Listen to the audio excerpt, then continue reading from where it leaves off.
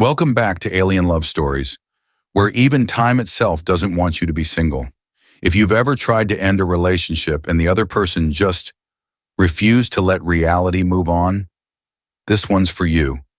You ever try to break up with someone and they just look at you like you didn't just say it, like the laws of language don't apply in their dimension? Like, oh, sweetie, no, that's not how we do things on my planet. Yeah, that's what happened to me. Except when she looked at me like that, she also froze time, literally, like birds in midair, people halfway into a sneeze, a pigeon taking off, forever. Complete and total cosmic pause. All because I said 7 stupid words. Thyra, I think we should break up. Let me rewind. Hi, my name is Eli. I'm 28. I make custom audio filters for interplanetary podcasts. I like chamomile tea, quiet elevators, and emotionally healthy boundaries. I was dating Thyra, who is, how do I put this gently? She's from a species called the Chronae. They don't process emotion like we do. They store it in temporal pockets, then revisit it later. Kind of like feelings in a fridge, except their fridge can pause the sun. South, you can imagine how well this went. We'd been dating for 6 months. She was beautiful, sharp, unfathomably patient, which I later realized was because she could literally stop time and wait out your bad moods. At first it was charming, then it was exhausting. Thyra didn't believe in space. She believed in compression zones of intimacy. She didn't believe in we need to talk. She believed in synchronized recollection rituals. She didn't believe in a break. She believed in stasis mode bonding delay. You see the pattern. So I did the unthinkable. I invited her to the park, where the gravity's low, where she once said the air smelled like my heartbeat. And I said it. Clear, human, brutal. Thyra, I think we should break up. She blinked, tilted her head, smiled like I just complimented her earrings, and said, no. Then the world stopped. The grass froze mid-sway. The clouds held their breath. The kids in the park stayed mid-jump, mid-laugh, mid-glow-stick fight. And only we, she and I, still moved, still breathing, still blinking. I looked around. Thyra, what did you just do? She turned toward me, calm as a paused piano note. I stabilized the moment. You've initiated an emotional disconnect. That is a rupture. We do not walk away from ruptures. We hold. I backed away. Thyra, you can't just freeze time because you don't like my decision. She stepped closer. I didn't freeze it because of that. I froze it because you're saying it too soon. I laughed, not because it was funny, because panic sometimes wears a party hat. I'm saying it exactly when I mean it. She raised one eyebrow. Do you? And with a snap of her fingers, we were somewhere else. Same park. Different day. I recognized it instantly. Our first kiss. The bench. The music from a speaker someone forgot. My awkwardly sweaty hands. Her glowing collarbones. I gasped. You're showing me our memories. She nodded. If you're going to walk away, you should at least see what you're leaving behind. For the next, I don't know how long because time was broken. She walked me through us, from the inside out. Our first fight, when I said I was fine, but really wasn't. She replayed the moment, paused it, zoomed in on her own face.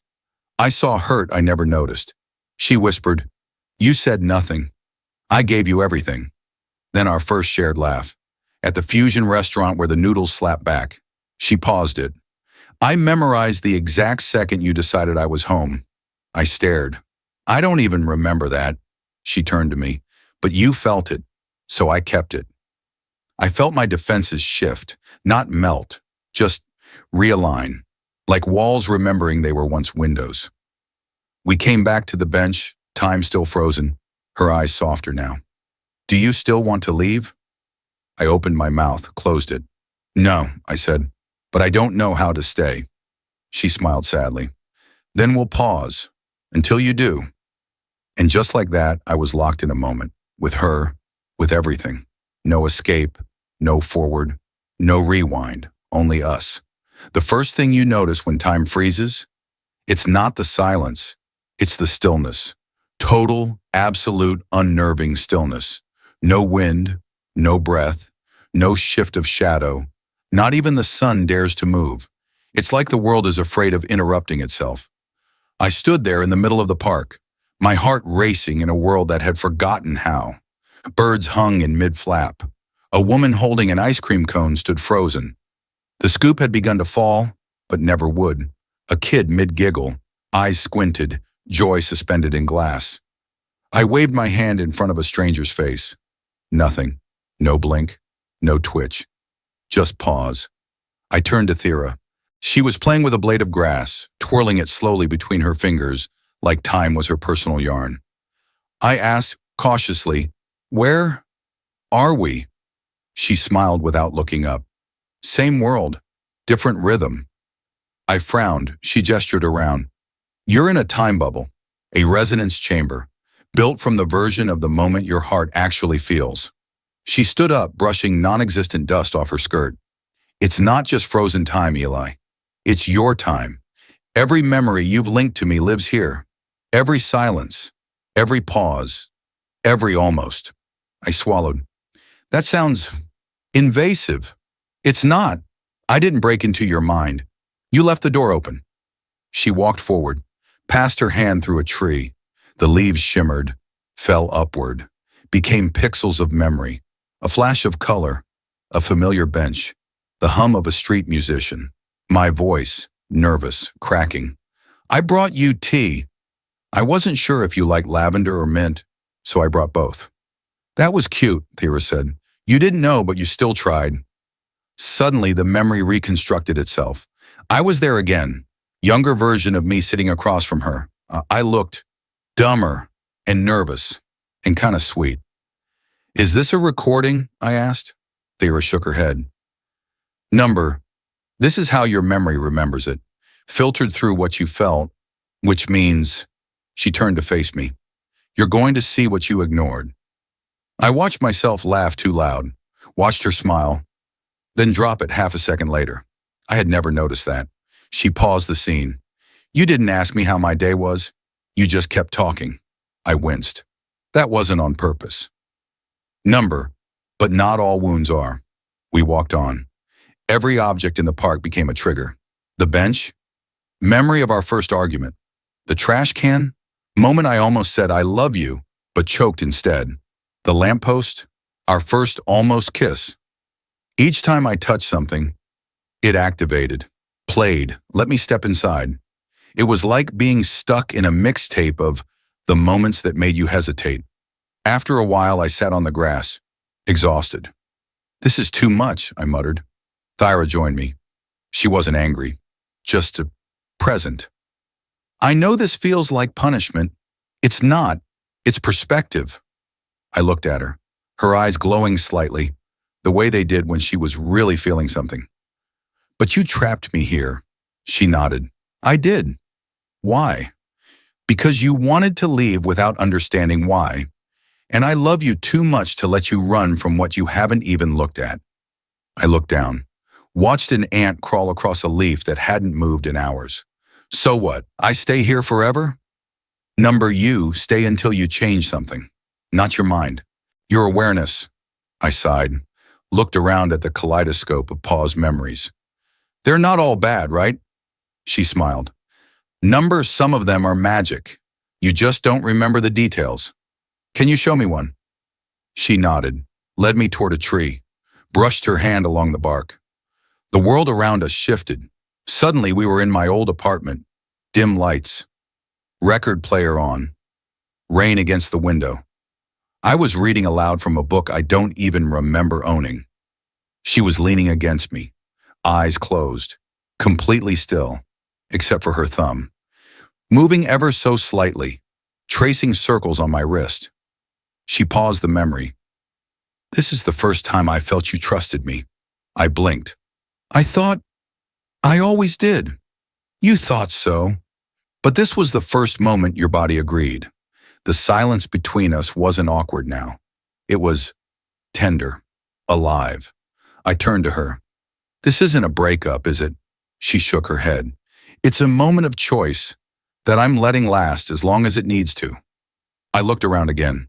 The stillness didn't feel frozen anymore. It felt full, heavy with meaning, like a pause between heartbeats. Not silence, but readiness. I whispered, "What happens if I fall in love with you again while time is still paused?" She smiled. "Then we'll find a way to make the world move forward, one feeling at a time. There's something terrifying about being seen, not just looked at, seen. Like someone walked into the little hallway behind your heart and took notes." Thyra didn't ask for permission. She didn't need to, because this wasn't about reading my thoughts.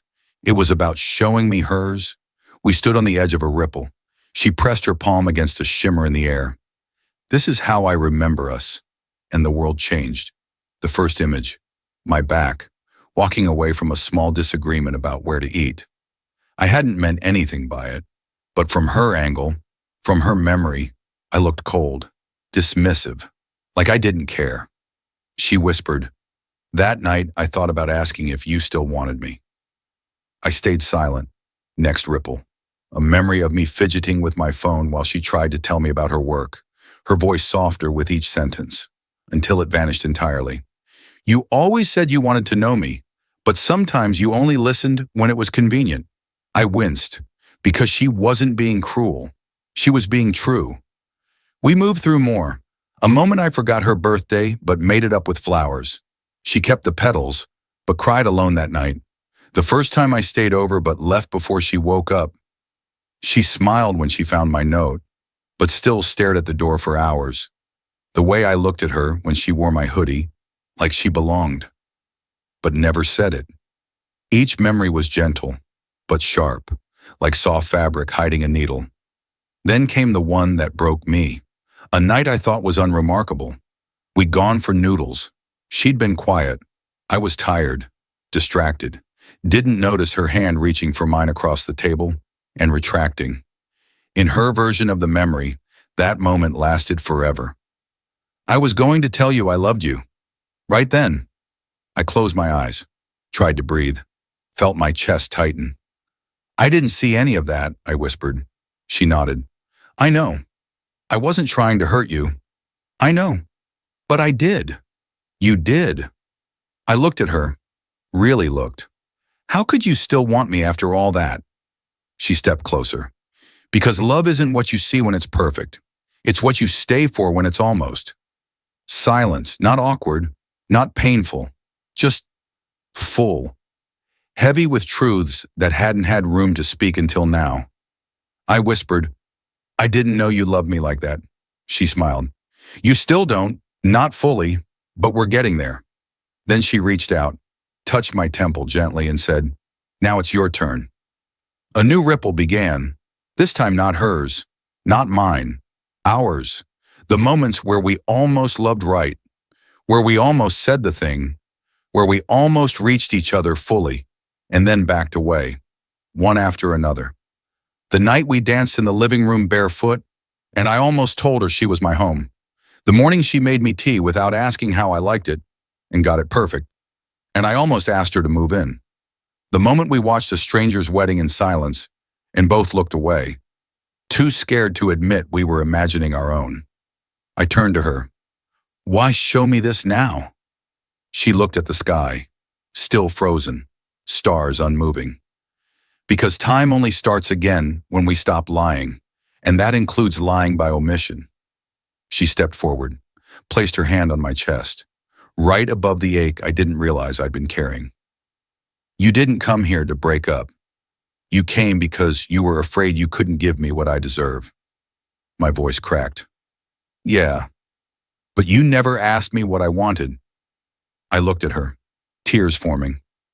"What do you want?" She smiled softly. "I want a love that grows, not one that knows everything already. I want your effort, not your certainty. I want you, even when you're not perfect, if you'll stay."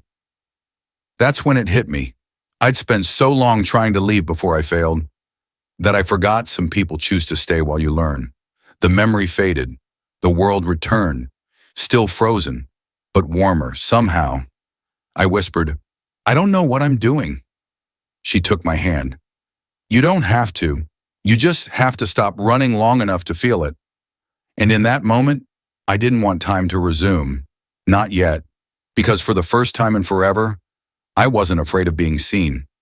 I never realized how many things I was running from until there was nowhere left to run.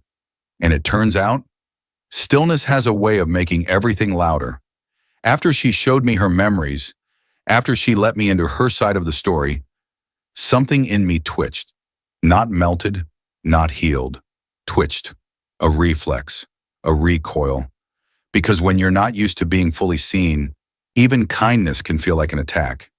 I pretended to be fine. Made some lame joke. Thyra tilted her head. You're spiraling. I'm not. You're afraid. Don't finish that lie. I stood up too fast, stepped back too far. Look, I get it. I do.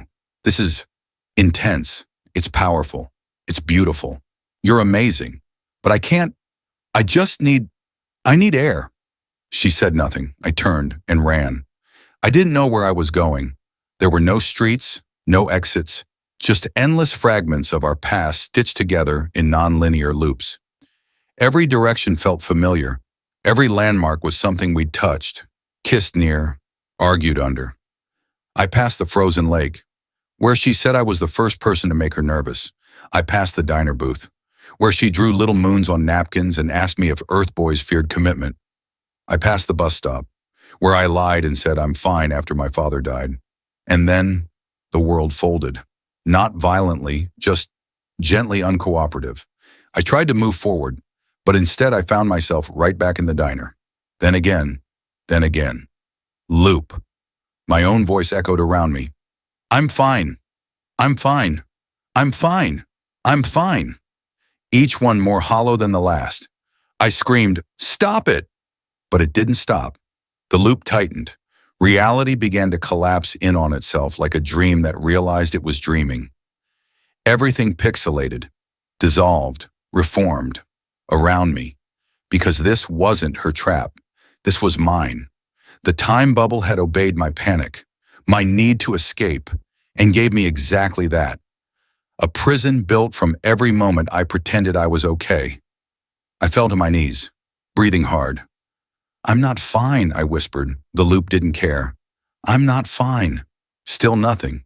I'm not. And then her hands, her presence, her voice pulling me out. You don't have to say it loud. Just say it true. She wrapped her arms around me and held on like I was the only thing moving in the universe. Because I was. Because everything else was still paused, except her and me and the sob building in my throat. I let it out.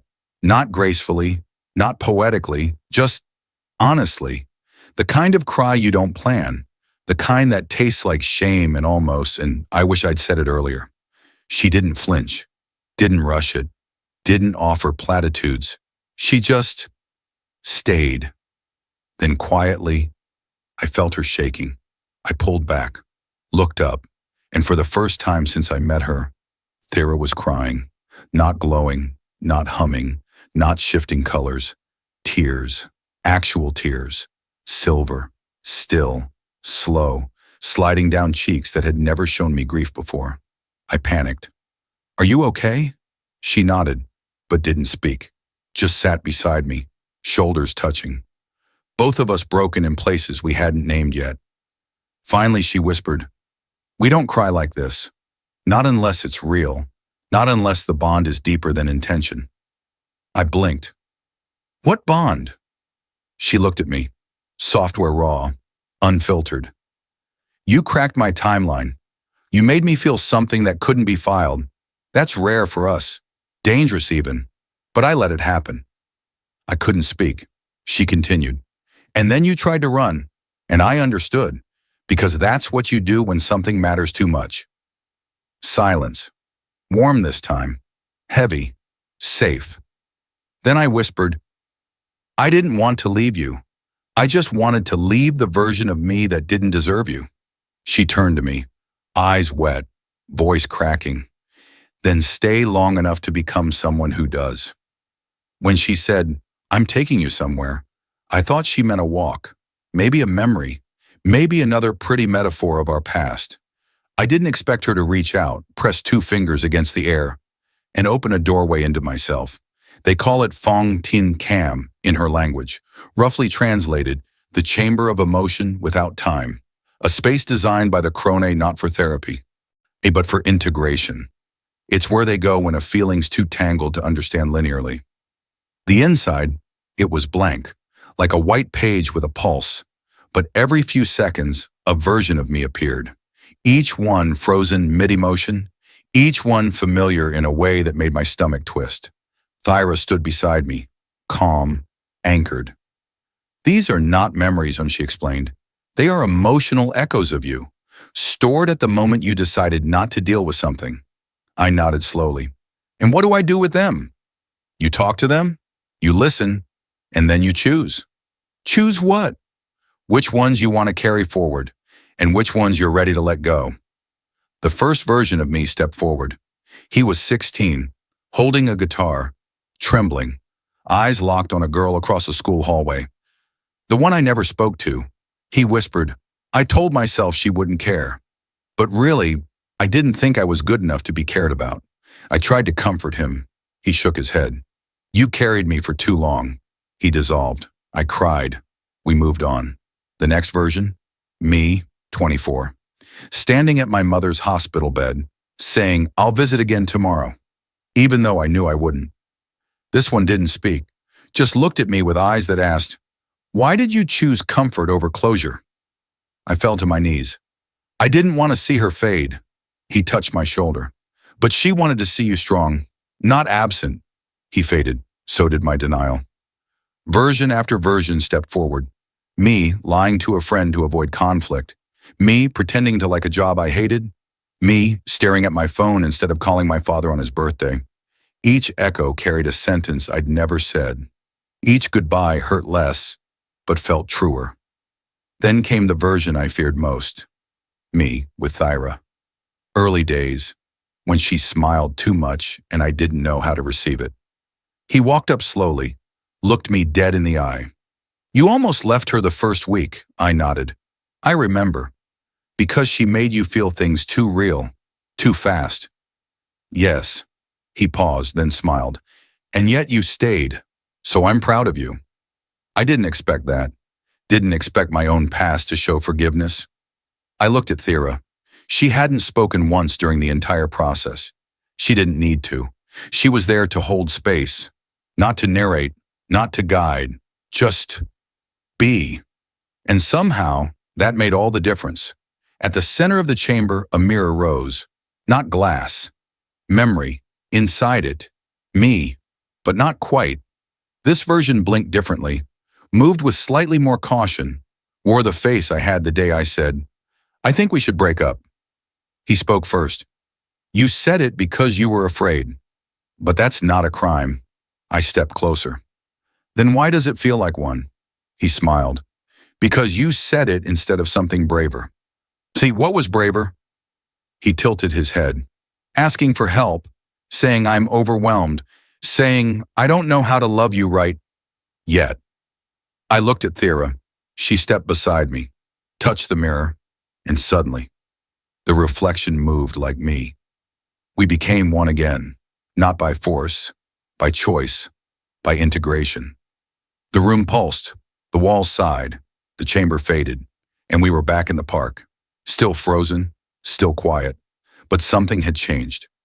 Thyra whispered, You're lighter now. I nodded. I think I want to stay. She smiled, but didn't say anything back, because this moment wasn't about her. It was about me, becoming someone who can love. There's a moment before you lie where everything holds its breath. Your lungs, your chest, the part of your throat that knows better, but you do it anyway, because saying the truth feels like a kind of death. So instead you say, I'm fine. I just need space. It's not you, it's me. And the world nods, as if that counts. But in the truth loop, that doesn't count. We were standing on what looked like a glass bridge suspended in fog. No sky, no ground, no time. Just Thyra and I, in a shimmering portal ahead. She turned to me, her voice lower than usual. Not heavy, just clean. This is the final chamber. I raised an eyebrow. She continued, here, you'll repeat your decision to leave, but every time you say something that isn't completely honest, the moment will loop. I frowned. How many times? She just looked at me, which meant as many as it takes. I took a breath, stepped forward. A light blinked above us. Loop 1. Initiating. She stood across from me, just like that day in the park. Same wind, same birds, same slant of sunlight. I opened my mouth. I think we should break up. The light flashed red. The world blinked. Reset. Loop 2. Initiating. I just don't think we're compatible. Flash. Red. Reset. Loop 3. You're too intense. Reset. Loop 4. I can't keep up with you. Reset. It went on and on. I tried logic, I tried detachment, I tried sarcasm. Every version of the breakup I'd rehearsed in my head failed, because none of them were real. By loop 11, I was sweating. By loop 14, I was shaking. By loop 17, I whispered, I just don't know how to love you right. The light flickered yellow. Almost, but not quite. Reset. I collapsed to my knees. Thyra, I can't. She stepped forward. You can, or you stay here. I don't know what the truth even is anymore. She knelt beside me, touched my chest. Then stop thinking and speak from here. I stood again, one more try. Everything felt quieter, less like performance, more like prayer. The world shimmered, reset, same park, same air, same girl, waiting. I looked her in the eye and said, I wasn't trying to leave you. I was trying to leave the version of me that couldn't believe you'd stay. The light turned white, the air stilled. The portal ahead shimmered. Time didn't resume, but it breathed. For the first time. Thyra stepped toward me, eyes soft. Say it again. I did. I wasn't trying to leave you. I just didn't know how to stay and still be me. She nodded.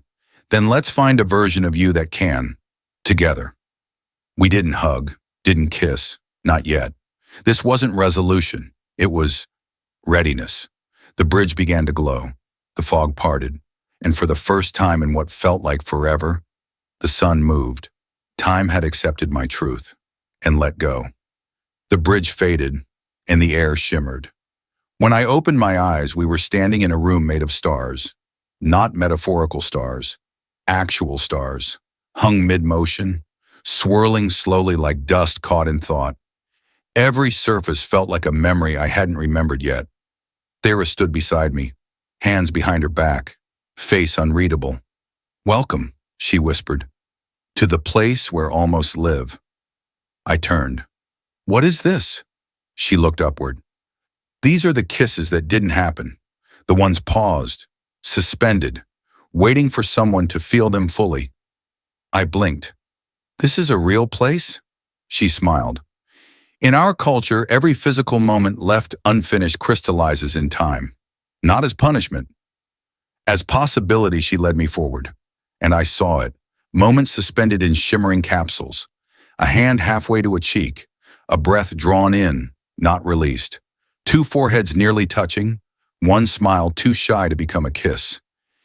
Each one glowing softly, like candles lit for chances that never lit all the way.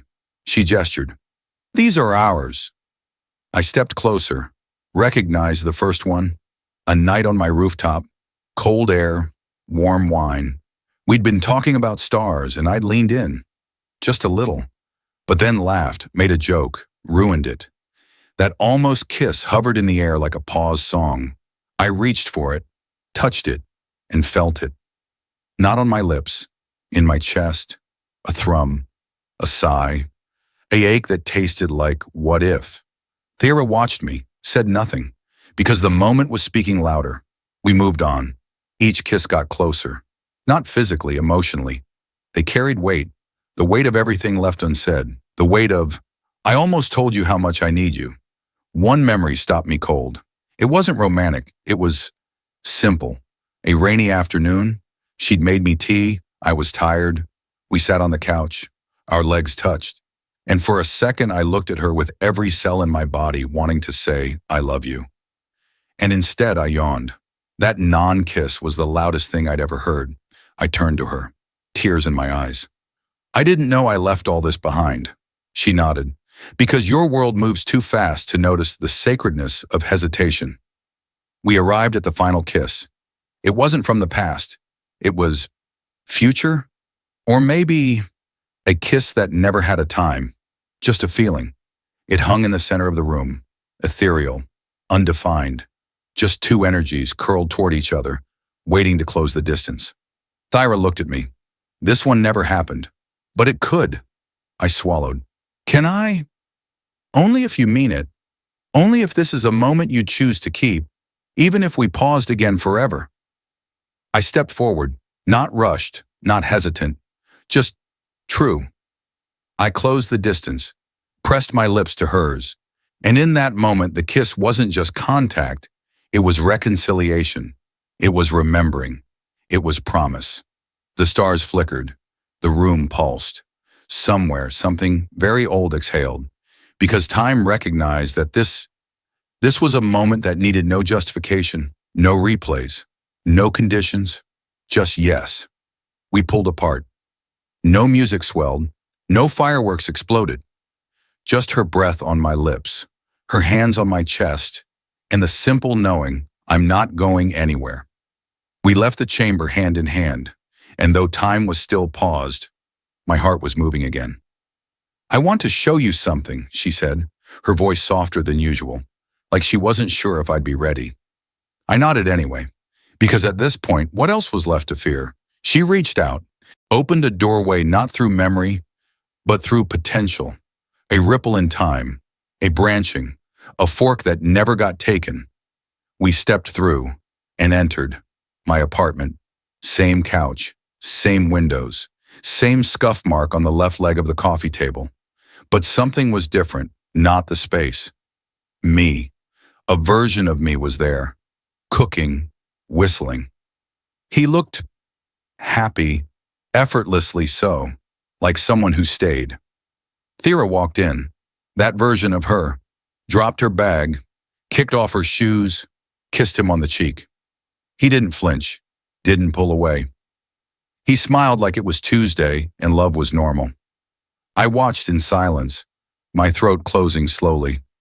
They moved like people who'd figured it out, not in grand gestures, but in small ones, the kind of love that's unspoken, but never in doubt. She sat on the counter. He poured her tea. They talked about groceries, then silence, then a shared smile. Like the silence itself was a kind of language they both spoke now. I stepped closer, my chest tight. This is real? Thyra nodded. It's a true potentiality, one that existed the moment you almost chose differently, the day of the park. I couldn't breathe. He looks so much like me. He is you, minus the fear, minus the exit plan. We kept watching.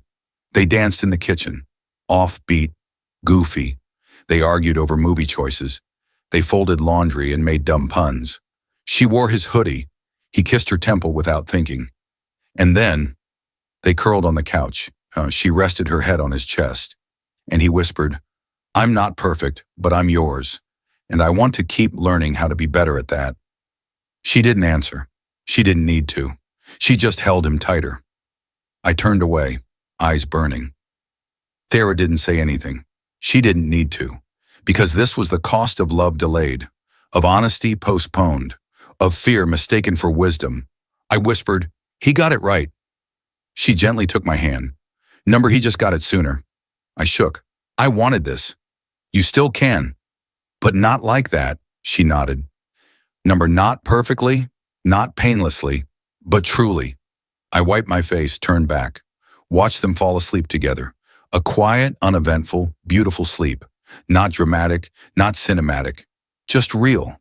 And somehow, that hurt the most, because I realized it was never about the grand moments. It was about the days we waste thinking we need to be better before we can be loved. I whispered, can we go now? Thyra reached out, touched the edge of the doorway. The vision faded. The other me dissolved into golden mist. Back in the still park, I stood in silence. No stars, no wind. Just one simple question hanging between us. What do I do with this pain? She answered without needing to hear it. Let it change you. Let it soften you. Let it be the reason you love more honestly from now on. Not perfectly, just honestly. I nodded, not because I understood everything, but because I finally felt everything. We stepped out of the fading memory, back into the still park, the exact place this all started. The wind was still frozen. The clouds still hadn't moved. A leaf still hung mid-fall, like a breath half-held. It was quiet, not dead quiet, sacred quiet, the kind that asks you, "Are you ready now?" Thyra stood a few feet away, not reaching for me, not instructing me, just waiting, like she had from the beginning. I looked at her, saw her fully, the calm, the chaos, the galaxy inside her bones. And for the first time, I didn't see her as too much. I saw her as the exact amount of real I'd always been scared to match. I took a breath, stepped forward, and said, "I remember now." She tilted her head gently. "Remember what?" "That I never wanted to go. I just didn't know how to ask you to stay when I didn't feel worthy of being chosen." She blinked, that beautiful stillness in her eyes glowing warm. I kept going. "But I'm done trying to earn love like it's a trophy. I just want to show up for it like it's a garden." A pause, then, "So if you'll have me, let's start again. No more running, no more leaving early, no more freezing what could have been warm." Silence, then a sound, so small, so powerful. The leaf fell, it hit the ground. Software. Real. Time resumed. The birds started moving again. Children's laughter picked up mid-note. Wind brushed my cheek like a forgotten friend. Somewhere in the distance, a siren echoed. Reality was breathing again, and so was I. Thyra stepped forward, closed the space between us. She didn't kiss me, not yet. She just put her forehead to mine and whispered, "You said it right this time." I wrapped my arms around her, not desperately, not apologetically, just completely. And the world didn't shift beneath us, because for once, we weren't trying to leave it. Everything felt new, not because the park had changed, but because I had, because we both had. We sat on that same bench, watched the world move again, not fast, not slow, just forward. After a while, she asked, "Do you still want to start over?" I smiled. "Number, I want to keep going, with all of it, the mess, the lessons, the past, the next." She took my hand. "Then let's walk." So we did. And though I knew there would be more pauses, more doubts, more old versions of me trying to come back, I also knew something else. This time I wouldn't freeze. I would feel and speak and stay. It was Thyra's idea. Of course, we were lying on the couch. The one that never quite fit either of us, but somehow always felt right. I was tracing patterns on her wrist. She was watching the ceiling like it held blueprints to our next adventure. And she said, "What if we opened a place where people could pause again, but by choice?" I blinked. "Like a spa?" She shook her head. "Like a recalibration station. Somewhere people come to feel before they act." I smiled. "Sounds like therapy with better tea." She kissed my shoulder. "Exactly. And that's how Second Time was born. It's not big. 12 chairs, one time anchor, a single neon sign that blinks, 'Rewind yourself' in slow pulses. We serve 3 kinds of tea: stillness, for people who aren't sure yet; clarity, for those who already know but need courage; return, for those who miss their moment, but want to say it anyway. The rules are simple. Every customer gets one 30-second pause. They sit in the pause booth, a hexagonal pod with crony tech embedded in the walls. Inside, time halts for the customer alone. No one else. Not their date, not their ex, not the stranger they smiled at in line. Just them. Long enough to think, to breathe, to feel, and when the moment resumes, they get one chance to do it differently. We don't record what happens. We don't ask. Some people come to apologize, some to confess, some to choose silence over sarcasm, some to finally kiss the person they kept waiting too long. One woman came in 6 times, always ordered stillness, always sat alone. On the 7th visit, she brought a letter. We never asked what was inside, but when she came out of the booth, she looked 10 years younger. One man paused for 30 seconds and cried the entire time. He left a note that just said, "First time I let myself miss her." We keep the notes when people leave them, not for reading, for weight. We place them in a glass jar by the counter, labeled, "Proof that time isn't the only thing that heals." As for me and Thyra, we live upstairs. We drink tea late at night. Sometimes we practice micro pauses, 3 seconds before we speak when things get tense. It helps, not with avoiding conflict, but with respecting the moment. One evening I asked her, "Why only 30 seconds?" She looked at me, thoughtful. "Because it's not about fixing everything. It's about noticing you're about to do the same thing again, and choosing not to." We've had proposals here, reconciliations, breakups too, but the honest kind. The ones that hurt less because they weren't postponed. And one time, a woman paused 30 seconds just to hold her best friend's hand longer because she never told her she loved her. Some people say we're running a gimmick, a trick, but they don't see the faces of the ones who walk in lost and walk out different, not fixed, just present. The city never asked how we got the tech. We never explain. We don't market. We don't advertise. People find us when they need to. One night, just before closing, I stood in the pause booth, not because I needed to change anything, just because I wanted to remember what it felt like to be still with myself, to know I'd almost ruined the best thing in my life and that it didn't have to end that way. Thyra joined me, stood there in the booth with me, even though she didn't need to pause, because she never left the moment anyway. She's always been better at that. She took my hand, looked at me with eyes I'd stopped running from, and whispered, "You didn't break me when you tried to leave. You broke time, but you also learned how to hold it." I smiled. "I love you." "I know." "Say it back?" "I will, after my 30 seconds. And we laughed. As time ticked, as the sign blinked outside, and as another customer stepped in, trembling, clutching a letter, hoping this time would be better than the last. She entered with no sound, just presence, dignity like stone sculpted by centuries, eyes that knew too many beginnings and not enough endings. She wore a gray robe that shimmered between colors when she moved, and when she looked at me, it felt like time asked permission to breathe. Thyra stood beside me behind the counter, still, silent. I felt her body go rigid the moment she saw the woman. She whispered, "It's her." I didn't ask who, because I already knew. The woman stepped closer, eyes on me, not hostile, not warm, just complete.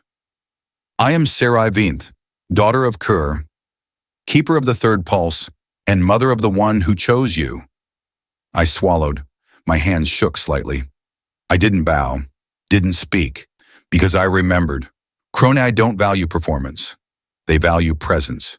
She looked around, took in the soft music, the quiet light, the smell of ginger tea, then said, "She loves you in ways I cannot define." That unnerves me. I nodded. "I know.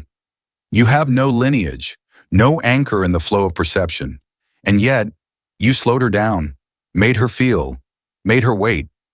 She paused. "No one has ever done that to her." Silence. She looked at Thyra, then back at me, then said, "I want 30 seconds. I blinked. "Of what?" "Not of your time, of your feeling. I wish to enter your pause booth, but instead of halting the external world, I wish to sit inside your emotional resonance." Thyra gasped. "No Crone has ever done this with a human." "Yes, but perhaps that's the problem. We have judged what we haven't tasted." She turned to me. "Will you allow me to feel what she felt when she chose you?" I nodded slowly, not because I understood, but because I wanted her to. We entered the pause booth together, just she and I, Crone and human, no tea, No sound, no words. She placed one hand on my chest, the other on the side of my face. Her fingers didn't glow, but the air around them felt like it remembered every heartbeat I'd ever ignored. Begin, she whispered. And so, I didn't speak, I just felt. I let myself remember. The first time I watched Thyra sleep and thought, I want to stay. The first time I lied to her, then hated myself before the words even finished. The moment she cried, and I touched her cheek with fingers that still shook with fear of intimacy. The time loop, the kiss that never happened, the future that did, but didn't. I remembered everything, but more than that, I let it move. She closed her eyes, and I saw a flicker, a micro-emotion, almost imperceptible. But crony don't do accidental expressions. This was deliberate. This was pain. No, awe. 30 seconds passed, or maybe a century. Then she opened her eyes, and they looked older, not weaker, wiser. She stepped back, took a long breath, then bowed. To me. Thyra gasped again. Mama, he is not crone. He is not pulse-trained, but he is still a vessel. She looked at me. You are not fluent in time, but you are fluent in love. And that is harder. She turned to Thyra. I came to question your choice. I leave with only one. Thyra stepped forward, blinking. One what? One wish. She touched her daughter's face. May your time with him never need to pause again. And just like that, she turned, left. No portal, no shimmer, just a door opening and closing, and a quiet deeper than sound. I turned to Thyra. She didn't speak, didn't cry. She just wrapped her arms around me and whispered, You gave her something not even our people have words for. I held her tighter. Yeah? You gave her 30 seconds of truth. We were on the roof. Again, same place I once almost kissed her. Same breeze, same quiet. But everything had changed, because this time, we weren't holding our breath. We were just holding each other. She leaned into me, wore my hoodie again, the one too big, sleeves dragging past her wrists. I didn't comment on it. She knew it meant belonging.